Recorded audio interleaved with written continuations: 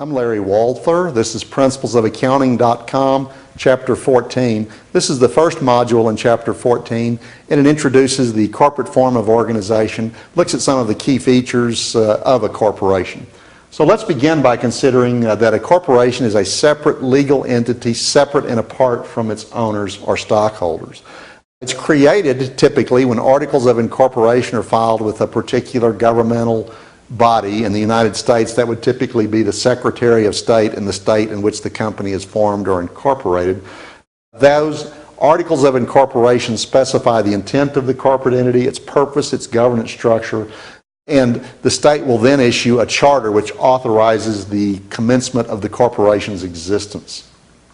Now, once the charter is issued, the shareholders will typically convene a preliminary meeting and pool their initial investments, usually at least some threshold amount of $1,000 or so, to breathe life into the company from a financial point of view, in exchange for shares of stock in the company. Stock, the shares of stock, is the evidence of ownership in the corporation. Now, at some preliminary meeting of the incorporators, they'll adopt bylaws and elect a board of directors. The board of directors is essentially the overseeing body that then hires the officers of the company who commence with the day-to-day business affairs. Why would someone form a corporation? Well, large amounts of capital can be pooled together from many individuals and concentrated into a single entity, something one individual, a sole proprietor, or maybe just a few people that choose to form a partnership could not otherwise do. Furthermore, the mutual ownership is facilitated through a democratic process. Typically, the common stock of the company, not always, but typically is voting so that they're able to do things such as elect the board of directors who hires the officers and so forth. It gives the ownership a democratic process. Recognize that shares of stock have transferability. Typically, there may be some restrictions, but ordinarily they're fairly easily transferred. So stock becomes a liquid asset that's easily transferable. That's great for an investor who may want to be invested for a while but then be ready to move on and move the money into other things. The shares may be listed on a public stock exchange. To do that, there would be an initial public offering where a stock is offered to the public for sale for the first time. That's typically accompanied by the satisfaction of numerous regulatory requirements, including the preparation of a prospectus which details the corporate plan and the intent for utilization of funds that are raised through the initial public offering. Another advantage of a corporate form of entity is its perpetual existence. It essentially lives forever. It outlives its shareholders. If shareholders die, the company doesn't die. The shares are simply transferred to some heir of the deceased, but the company continues to exist. Now, when I say it lives forever and has perpetual existence, obviously things do come to a close. Many corporations will find that they're bought out by other companies and cease to exist. They may fail financially. They may go through some voluntary liquidation. They decide that it's no longer viable to remain in business and they choose to sell the assets and wrap up the affairs of the business.